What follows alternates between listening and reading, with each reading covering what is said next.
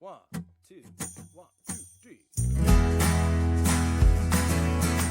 Hello, everyone. Welcome to The Local Youth Worker, a podcast brought to you by Reformed Youth Ministries. I'm your host, John Parrott. This is episode number 430, and I'm here with Linda, Scott, and Lynn. Hey, everybody. Hey, John. Hey. Hey, that went pretty well. I was just curious. So Scott in Montana, we've got Linda in Florida, and then we've got Lynn in Virginia.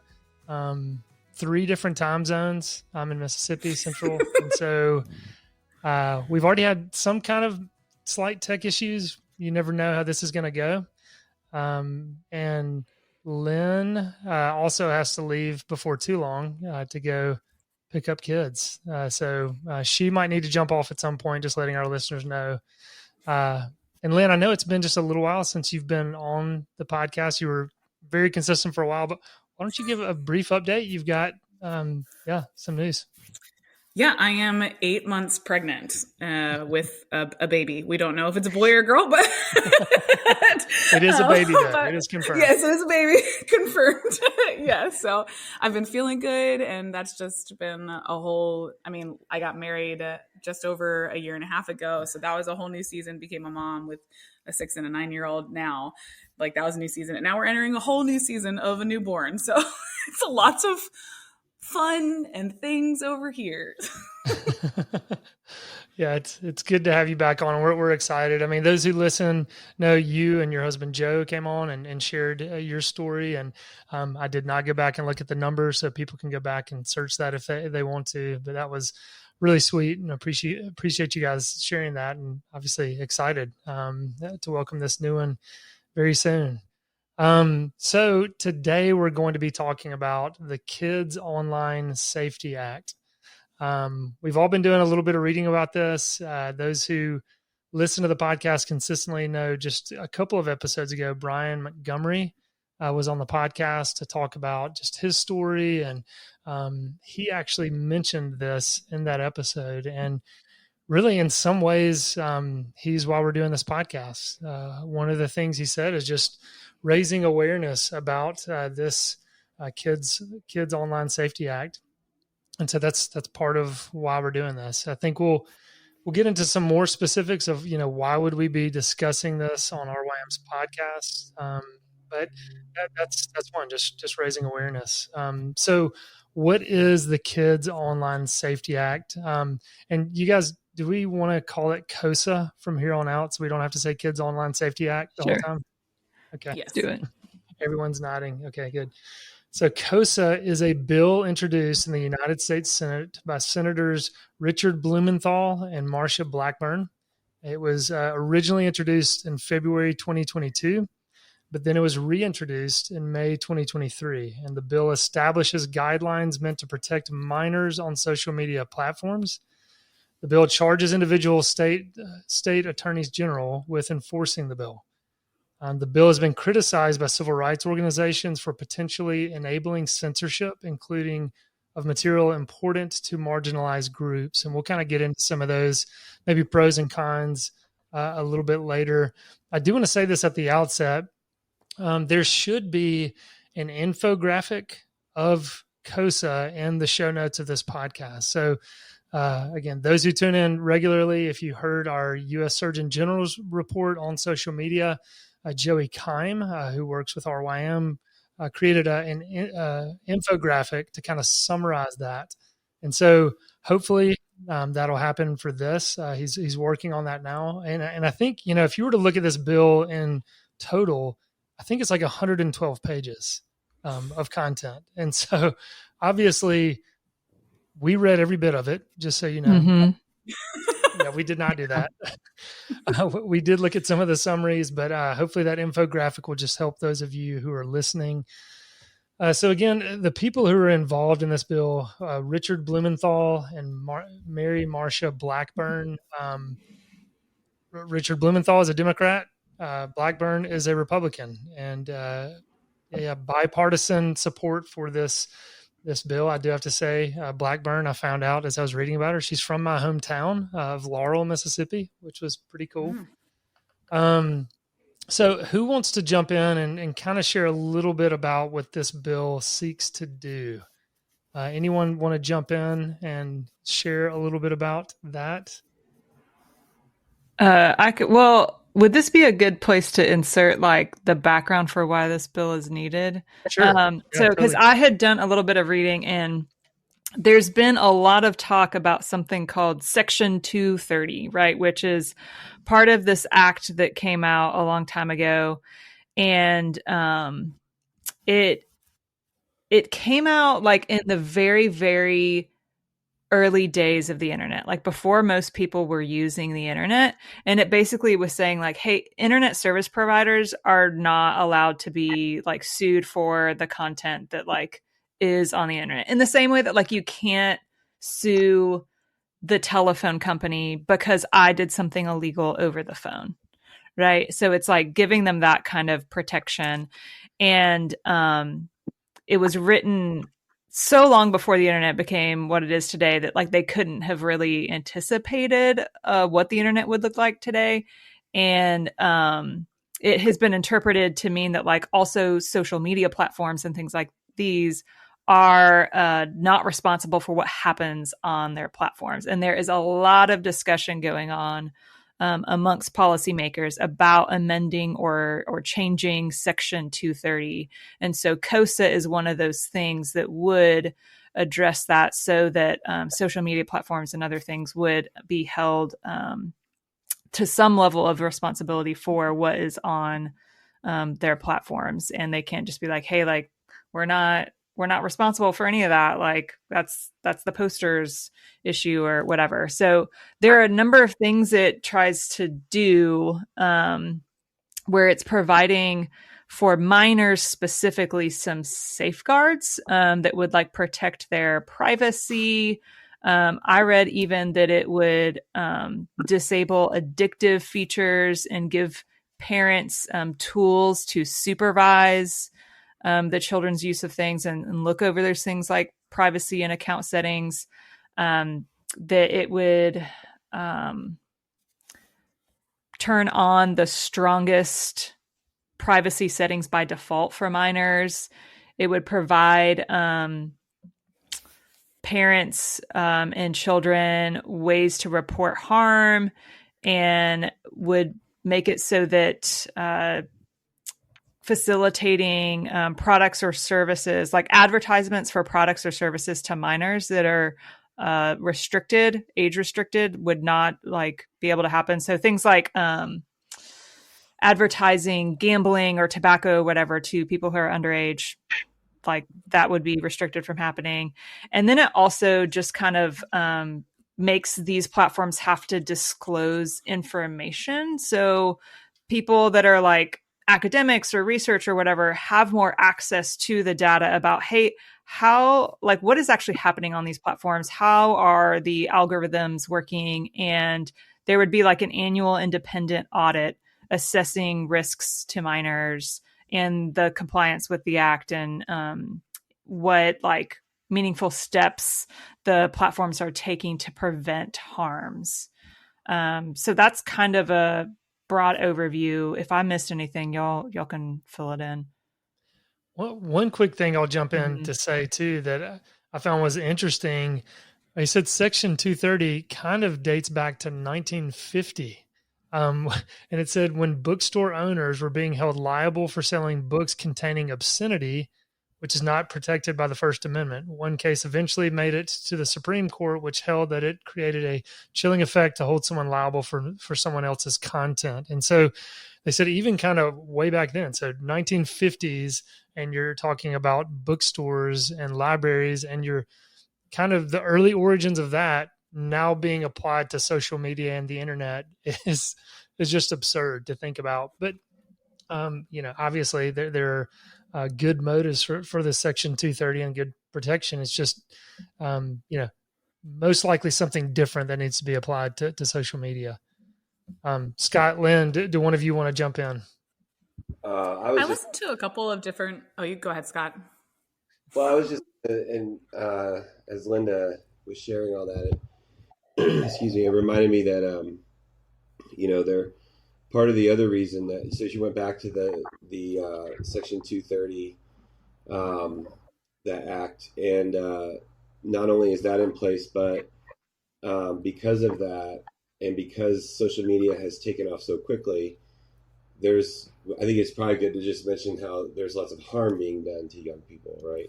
Like, I know that's what we're talking about, and I know that's what our listeners are going to assume, but going back to the episode you had, I think it was 2 podcasts ago, where you had Brian Montgomery on. Mm-hmm. And That's right.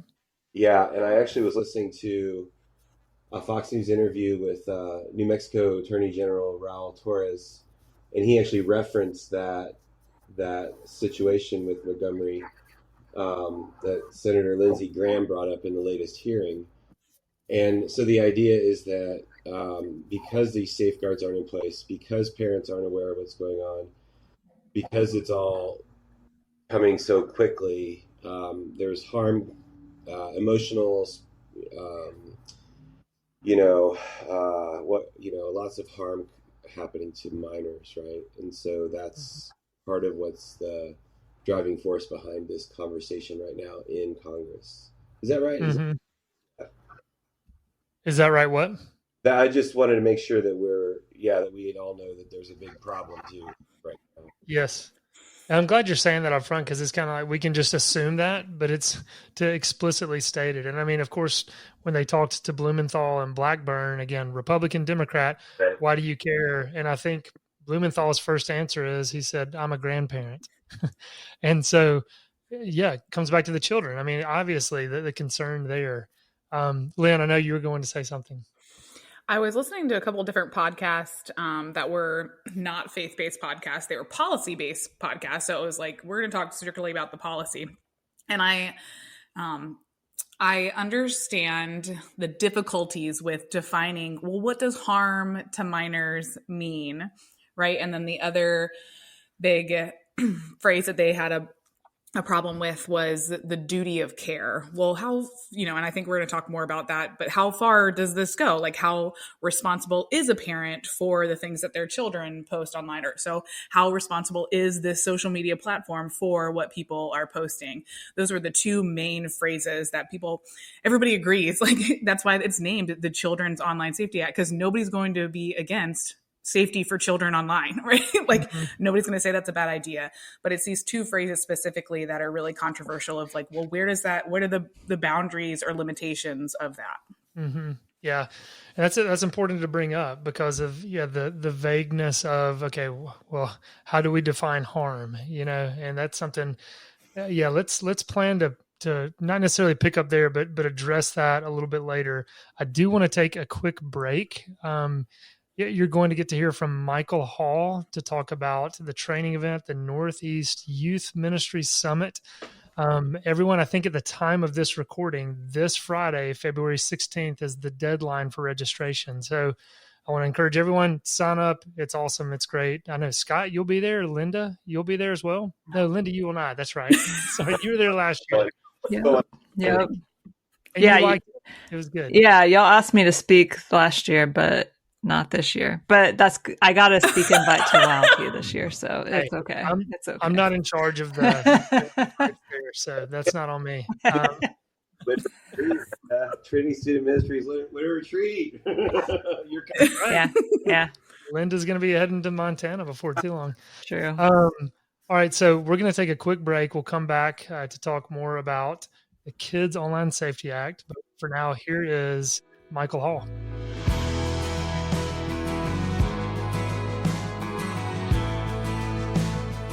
Hey everyone, it's Michael Hall from RYM, and I want to invite you to join us at the 2nd Northeast Youth Ministry Summit, coming up March 4th through the 7th in beautiful Ligonier, Pennsylvania. Whether you are a seasoned veteran or brand new in youth ministry, serving full-time, part-time, volunteer, or a parent, we have assembled an incredible slate of experienced practitioners and trainers to provide you biblically based and practical youth ministry training.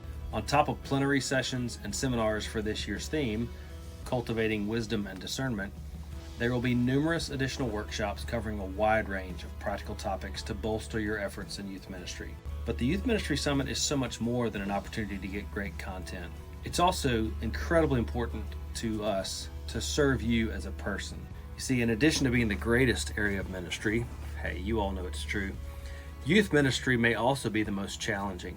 Toward that end, at the summit, we want to create space and opportunity for you to connect with other youth ministry leaders and encourage you with the gospel through the preaching of God's word and worship. Lastly, we understand that cost is a big deal. There may not be a better all-inclusive event out there. You can get all the training, 3 nights, lodging and meals for only $399, with commuter and college student pricing even lower. For more information and to register, check out the website, nymsummit.org.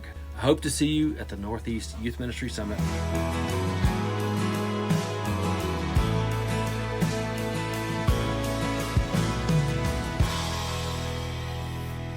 All right, everyone, we are back. Reminder, this Friday is the deadline for registration for NYMS. So be sure to register. We hope to see you there. Continue our conversation about the Kids Online Safety Act, or KOSA. Let's just kind of talk more personally about this and just some of our concerns. I mean, why are we concerned, and why, again, are we talking about this on this podcast? Scott, you have children. I don't know if they have smartphones or not, but just maybe, talk about some of your concerns and what you're thinking about with this. Yeah, so we do. I have a 17-year-old, a 14-year-old, and a 12-year-old, and every kid's a little different in how they relate to their phones. The only one that has a phone is the 17-year-old. He's driving. He does have Instagram, but he's one of those rare kids that really gets bothered by it all. He shares cars with his buddies, but it's still a concern. As a dad, and as a youth pastor, knowing my own heart and my own life, I just see the quality behind this. I really loved the podcast last week with Andy Crouch, and just what he had to say about how phones are affecting us. And there's just no, there's studies out there, and everybody can cite different studies, but it's just so clear how this affects us, not just the phone itself, but then the social media piece. And last night at youth group, I've been doing a screen time challenge, and I kind of backed away from it because I didn't want kids to think that I was like the screen time youth pastor. But I asked kids, are any of you concerned about how much time you spend online, and like, is it a real thing? Like, you think about it. I had one kid raise their hand, right? Yeah, it's kids on their own just are really incapable of understanding the long-term effects that just being on their phone alone, and then also engaging with social media for hours upon hours, is having on their lives. And then they get anxious, they get frustrated, they're not happy, and they don't know why. And so we have a huge responsibility, I think, as parents, as youth pastors, as youth workers, to help them understand what's going on and as graciously as possible without being super legalistic. But anyway, we want to get back to KOSA. And so on a broad opinion spectrum, I agree with it. Do I think it's going to help? I'm not sure. I don't know. Mm-hmm. Yeah. I think, maybe I agree with everything you just said. And it's kind of like, do we really feel like it's going to stop some of this? In some ways, yes. If we want to kind of use the cigarette illustration, or tobacco illustration, or alcohol, teenagers are still able to access both, even though there are laws in place and things like that. And so, yeah, it does prevent a good bit and could end up, protecting a lot of children. But it still comes back to, I think, our responsibility as well. And so that's something maybe we'll talk about a little bit more. Linda Lynn, thoughts about it, concerns that you're thinking about? Thoughts, anything? I think there's so much we covered in the episodes about the Attorney General's report on social media, and that recent episode with Andy Crouch, that gives a lot of information about harms to teens from social media, and not to mention the episodes you've done with Brian Montgomery about the sextortion trends, and his son is definitely not the only one who has dealt with that. But the the things that teens come across can include content that promotes like self-harm and suicide and eating disorders and substance abuse and sexual exploitation. And there can be one of the things that came up the other week on January 31st, there was a Senate Judiciary hearing about not COSA, but around this issue of social media and harms to teens. And one of the big things that came up was all of this harm. And I'm losing my train of thought. There was something specific I was going to say, but they pointed out a lot of things there. What was interesting was that there were CEOs from 5 different social media organizations there. And Snapchat and X both support COSA. Meta, TikTok, and Discord would want changes to it. It was interesting to note that Zuckerberg, who is head of Meta, obviously, doesn't act, like he pointed out at some point, he's like, I don't think the evidence actually supports the conclusion that social media contributes to teen mental health issues. He said it basically like that. So it's like there's some social media companies that will on their own say, okay, yes, this is causing harm to teens, and then others that like will not make the changes themselves for it. So that was just interesting to note.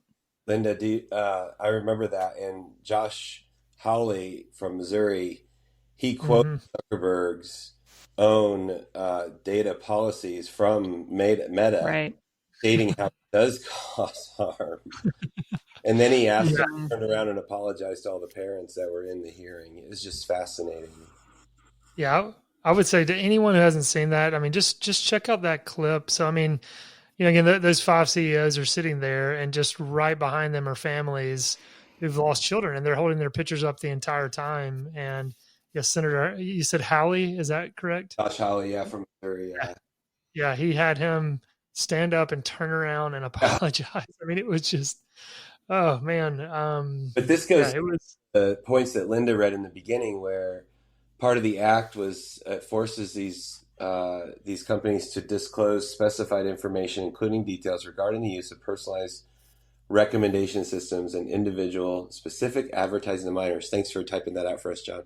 But it requires them to disclose this, that yes, like Zuckerberg, you don't get to say you don't think this causes harm because your own company says that it does. Mm-hmm. Yeah. And even, several episodes ago when Chris Martin came on, and Linda, you were on that too. And I mean, they had their own documents leaked of what they were saying and internally and all that kind of stuff. It's just, I don't know. It's crazy. Lynn, I'd love for you to jump in on this with something in reaction to this or something totally different.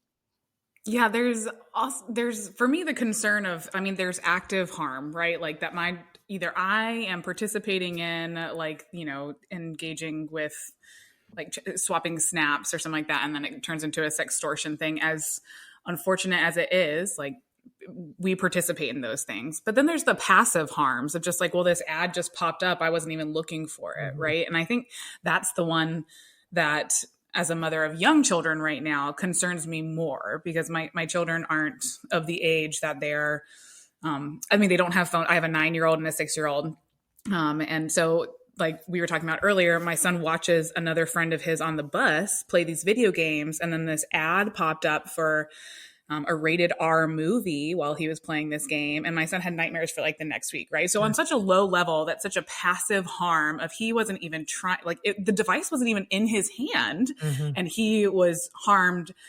Thank God it was just nightmares at night, And so I think that's also like the tricky part of that definition of like, well, what are we actively participating in and what is coming at us? And just even in the whatever the discovers part of Instagram or whatever it is, like I was reading another article about how part of the TikTok algorithm, the mystery that it is, but of course they see how long you spend on a post or a video, and that's what they base the other content on. So if you're scrolling and you stop somewhere and you're talking to somebody else, like they just assume that you're interacting with that. So you're going to see more of that, whether it's relevant or not. And then who knows where that leads, but it was, it's those kind of passive things that worry me of like, well, this I have even less control over. Well, what am I actually interacting with? Mm-hmm. Yeah. And that's such a good point, Lan. And I was reading an article too. This, I don't think was a Christian article, but this female was sharing how she just got in a porn addiction. And she was saying that her mom was a borderline helicopter parent. And she's like, she had me, eating all the right, fruit and vegetable balance. Like she was very in her life. And she said when she first started looking at pornography, I think they were in the same room together, but she was across the room, like sitting in a recliner and she was sitting on the couch.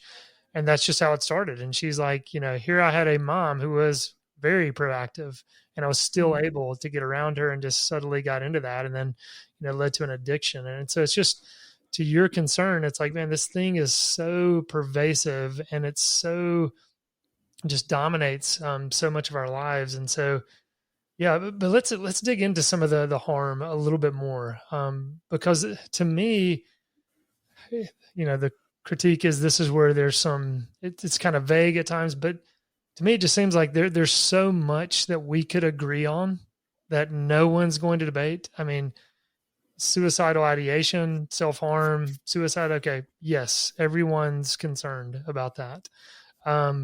Bullying, cyberbullying. Okay. I even understand there could be some gray area. Okay. Is this just friends joking around with each other or is this something more serious? And you might have to parse that out a little bit, but what are some thoughts there of just the concerns about harm and some of the vagueness that's in COSA? Anybody want to react to that? Talk about that a little bit. It's tough when it's a blessing to be able to find community in whatever it is that you need, right? Like that's one of the good things about social media is people who have felt lonely or don't belong anywhere. They can find a community, right? And on the exact same, like the same side of that coin or whatever that phrase is, it's anybody who's looking for a community can find a community. So if a student or a child wants to find somebody to help them do self-harm or help them with their eating disorder, they can find that community, right? Those kinds of harms of, well, this is a really great thing that everybody can find somewhere to belong. And then the flip side of that is like, yes. And even they're like the bad voices can chime in and tell you, oh, well, this is how you can get it past your parents, or this is how you can do this, or this is better than, those kinds of harms are waiting in the same kind of community that can be so beneficial to say like, no, don't, you are important. You are valued. Like, don't commit suicide. Here's like help or whatnot. It's so tough when we rely on ourselves to self-govern, right? Because I am a sinful human being and yeah, that's right. Man, such a good question. I consider the harm issue to be really important in terms of just the dehumanization of young people, taking them from a world of wonder and excitement and joy and hope to one where they're buried in this technological lie, essentially, and I see it on their faces, what used to be the things that bring us joy, something as simple or mundane as going on a bike ride or tending to a garden or making a meal, it just becomes difficult. It was already difficult to convince teenagers that those things bring joy. And now, to compete with this digital world on a Wednesday night or whatever night your youth group meets, or it's so difficult, and you can just see it, like they're just looking for the next possible way to get back online a lot of times, and it could be something from playing games on a bus, or it could be looking at social media, or it could just be texting back and forth. But it's something that's, I mean, I have kids that their daily average is 7, 8, 9 hours a day on their phone. That means they're looking at the screen for 9 hours a day, and I would consider these kids to be more on the engaging side. And so I want to speak to parents as we get closer to the end here, because I want my parents to listen to this.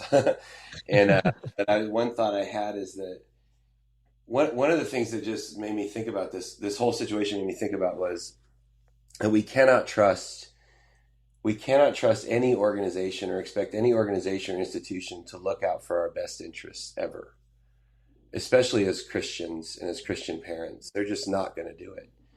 Even something as simple as like a seatbelt law or a cigarette law, those companies are still at some level still looking out for their own interests and protecting themselves, right? And so we have to learn to decide how to do this on our own. And Lynn, you were saying it's so hard, and it is.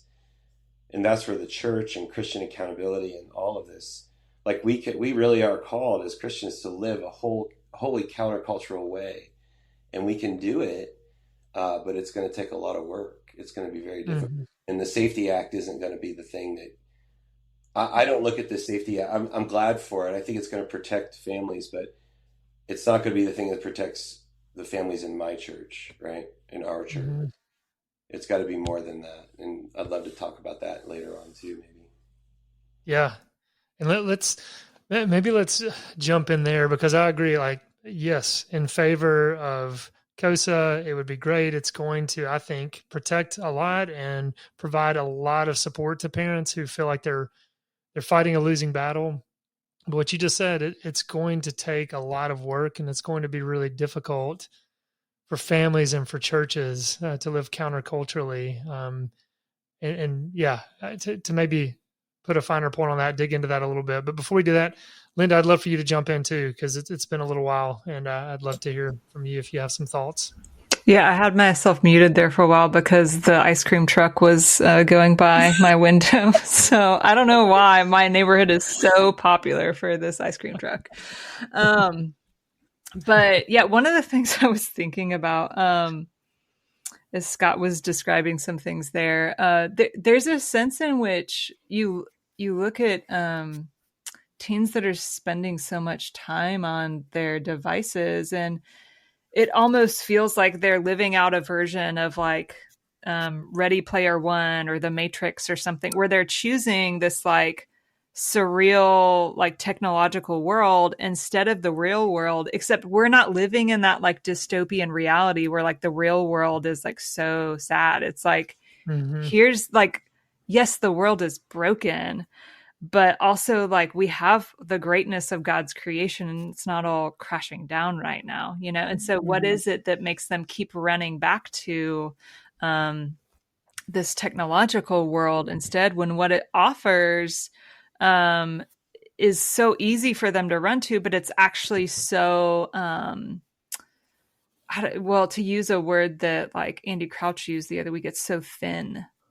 What it offers them is not great. And I was even reading an article, it was like a research thing earlier today, talking about how Gen Z doesn't like the direction TikTok is headed because of the TikTok shop stuff that has come out in the past several months. And they have been spending less time on TikTok, but that's still like the top app. And one of the reasons they stated in the research is because like there's a lack of a better option. It's just like, well, I just kind of have to deal with it. And I read that and was like, I just wish that like that were not the truth of the situation, that like teens could look at it and be like, you know what, there is a better option. It's like real life, and it's like fellowship and all that God has made us for. So yeah, like definitely in a broader sense, right? Like a bill can never address all of that and can never show people the way to life. But I don't know, but there are other things that it can address to mitigate further harms, right? And I don't know if we want to go into some other things, but just as I was like reflecting on all of the kind of topics around this, I thought like, okay, like here's some biblical perspective. Like, can I go into some of those things that I added to our document? Yeah. So Absolutely. And I know before too long, I'd love for Lynn to jump in because she's going to have to jump off too, maybe early. So, but yeah, go ahead with that. That sounds great. Yeah. So, I mean, you know, regardless of whether we say COSA is the way to do this, like I would say these things from a biblical standpoint. Like we as Christians, we see value in bringing the truth to light, in there being transparency and like what is going on in these platforms, how these algorithms work and all of those things, transparency in the research that's coming out about how it's affecting teens. We know biblically that we are called to guard and speak up for the weak and vulnerable, and I would put teens in that category. We know that we are called to see people as image bearers of God, that we are called to love, and not as products to collect information on, which is what social media platforms do. They see us as the product and they collect information on us in order to maximally monetize each one of us. And that is not how we view human beings. We view them as image bearers to love. And we also, I think I've said this on a previous episode, we value the health of our children above profit. The holistic well-being of our children is more important than profit. And if something like this goes into law, like social media platforms will not be able to profit as well as they have been in some ways, like off of teens. And they probably won't like that, but we think that that's a good thing. So, you know, because the more they can maximize our usage of their platforms, the more they can make off of us, right? So they are literally the product that social media is selling to advertisers is the user's attention, right? And so when it comes to teens, we're talking about they are trying to sell teens' attention to advertisers. And we are saying, okay, we don't want that to be able to happen in just any way. We want platforms that actually prioritize the well-being of our children before they just prioritize their own profit. Mm-hmm. Yeah. And that was well said, Linda. Lynn, I know you're going to have to jump off. So jump in with anything. You got any thoughts? And then just step off when you need to. Okay, great. Lynn, I think that was so, when you said like, you know, maybe there will be a time where all these things are banned and they're like, these laws are passed and, social media platforms have to change the way they, you know, monetize attention or whatever it is.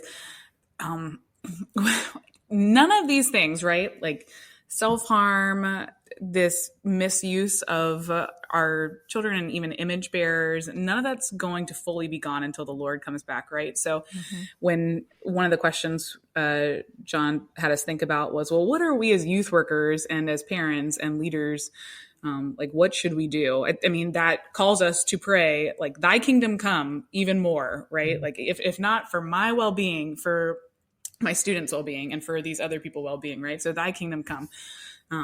But until then, what do we do? Right. And, I'm encouraged and I would hope that others would be encouraged. I think sometimes it's easier to jump into a conversation that's going on than it is to start a conversation. And this conversation's going on, right? So for us to, without hysteria, Christian hysteria, and tomato throwing and whatnot, to jump into these conversations and say, well, how can I support in a way that's going to do some good, right? And not just be that Christian who's bashing anything or, protesting things. So what can we do to join the conversation and move it forward, and with great hope that one day all of these things will be redeemed, whether there's a law or a Lord. And then also one of the podcasts was talking about parental controls, and it said, if parents are willing to put forth the effort, and then went on about how helpful those tools can be. And I just thought that phrase was gold. Like, if parents are willing to put forth the effort to use the privacy settings or to use any kind of the tools that we have been given, then what a difference that would make. And I speak as somebody who, when I get something new, I just hand it to my sister or my husband and say, can you figure this out? And then let me know how it works. Like, I don't often read the directions, and that's something with these parental devices. As my children might just grab my phone or something like that. Like, I need to learn how to use these. I need to be willing to put forth the effort and be willing to, spend my time in that moment, so I don't have to spend my time in other moments of, well, I didn't use these when I could have, and now some of these things have happened. And it's not a total blockade, right? Like, it won't stop everything, but I should use the tools I have been given, just like I would in any other situation of, well, use the resources that you've been given. So that would be my encouragement to parents and youth workers, to educate themselves of, well, what tools do we have now that we're not utilizing, instead of waiting for another law, or instead of waiting for more tools to come around that we may or may not utilize. Mm-hmm. Yeah, no, Lynn, that was well said. And yeah, I agree. I mean, just putting forth the effort there. And I speak as one who gets so wearied by all of this. And I'm just thinking, I don't want to have to learn this new technology. I don't want to know it. I just, say no to a lot of things, which sometimes that can be a good response to new technologies. But yeah, putting forth that effort is just such a good word, because so many of the parents that are listening to this are just so beat up and weary over this this conversation. But I think that's a good word. And so, as we start to maybe land the plane on this, Scott, I'd love for you to jump in, talk about youth workers and parents. Linda, youth workers, parents, kind of thoughts, words to them, responsibilities that they could, take in this matter. Yeah, I was thinking as Lynn was talking that, when she's talking about parental controls, you're talking about the controls on the devices, but the first control we have as parents is to just not get the device. And I think that, I think parents need to be encouraged that that's okay. We're kind of in that, so this is going to date me. My neighbors have a pickleball net, and we like to play pickleball every once in a while. And there's an area. There's no shame in that. There's no shame in that, man. All right. There's an area you're not supposed to be, which I guess is called the kitchen sink, right? And it's also kind of like in tennis, there's also like no man's land. But the point is that right now, I think that for many parents, especially if they have kids that are approximately the ages of like 12 to 17, I think we're kind of in no man's land. We're in the kitchen sink where we allowed them to have something, an iPad, an iPhone, because we weren't aware of the harm that it was causing or was going to cause. And so now we have to do a lot of really hard work, and the hard work is mostly in the relationship with those children. And talking to them about this harm, talking to them about this struggle, so that they can understand what's happening, right? But for those that have kids that are mostly 12 and under, I think there's a wonderful opportunity here for you to have the freedom to continue to say no as long as possible, and even adapting this new technology. I think Andy Crouch said, you know, when do you get a phone? He said he's 54? He said 53 is when he should have gotten a phone. And I think that we just want to be really careful about that. So that was one. The other is we had this phrase we used to use at camp when I was a counselor in Missouri. And it was, we used to say, what we do in moderation, kids do in excess. And what the director meant by that was, if you're goofing off a little, kids are going to goof off a lot. If you're not making your bed in the morning, you know, if you're kind of sort of they're going to really not do, you know, if you're not in charge of sweeping the cabin and they're going to really take advantage of it. And so one of the hardest, I think, things for us as parents to do is, man, we have got to put our phones down. We have got to be the ones to recognize that it's affecting us as well. And we've got to be leading the charge on that, and do it with joy. Don't be like a heavy-handed on it or a curmudgeon. Like, find other things to do together. Have those conversations at dinner, play games, go on walks. I mean, whatever you need to do, but have joy in it, and you've got to put it down first. So I just really think there's an opportunity here for parents of younger children, I think. Yeah, no, Scott, so well said. And just, you know, your point too, is you were talking about being in the kitchen or whatever, and just kind of, relating that to how we just gave devices to kids without even thinking about it. You saying that made me think of a quote by Jonathan Haidt in his book, The Anxious Generation. Scott, not to rub it in, I know you're trying to get that book and it's not out yet. Pictures of it or something. So look, he says this. He says, children born in the late 1990s were the first generation in history whose social lives moved from the real world to the virtual world. And the move happened before or during puberty. He said, we gave them smartphones in the early 2010s, and the largest uncontrolled experiment humanity has ever performed on its own children. Just the largest uncontrolled experiment. It was an experiment, and we're learning we failed. Yeah. It was a mistake. And I mean, COSA is part of the fruit of that. Yeah. This conversation is part of the fruit of that. We were waking up to the reality we messed up by giving young children devices that we had no clue what they would do.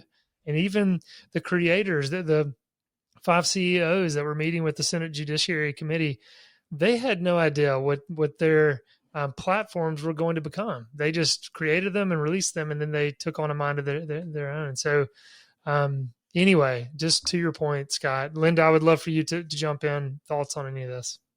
Mm-hmm. Yeah, I think I haven't read that book by Jonathan Haidt, but I heard him talk about it on a podcast once. And I think one of the controlling metaphors he uses in it is kind of comparing technology and the internet to like the Tower of Babel. Right. And this idea that like when you get a bunch of people coming all together, like we can really use our power in some destructive ways. And that's kind of like you see God in Genesis 11 breaking that up so that we don't just devolve into wickedness and chaos. But now we've created technology that kind of allows for a lot. And so there's just a lot that can happen when people have so much power, for good and for harm. And there's just a lot to think about in that, you know. I think the good news for us is that God is more powerful than all of that. And so things that seem out of our control, which all of this is in his control. We can't control everything that's happening with the internet and social media and all that. But we do have power and influence over our particular spheres. And so as for, youth workers, parents, like, you have the ability to make choices to move forward in how your family uses technology with wisdom and with grace. And I think sometimes like families can regret choices they've already made because they're seeing some of the repercussions of it and think, well, we can't kind of go back on those decisions because it's already here. And you can, if that's what you feel your family needs to do, and God will empower you to do that. And God also provides his people to walk alongside you in that as you deal with the repercussions of it and the like detox period afterwards and whatever that might do to your relationship with your children. And everything your children go through is they have to adjust to not using technology in the same way, and whatever it is, but you have the ability to make the choices that need to be made for you and for your family, and God provides for that. Mm-hmm. Yeah, that's a good word to end on for sure. I mean, just in summary, I mean, those parents and youth workers that are listening to this, I mean, first and foremost, let's be reminded we have a God that's on the throne and he's in charge.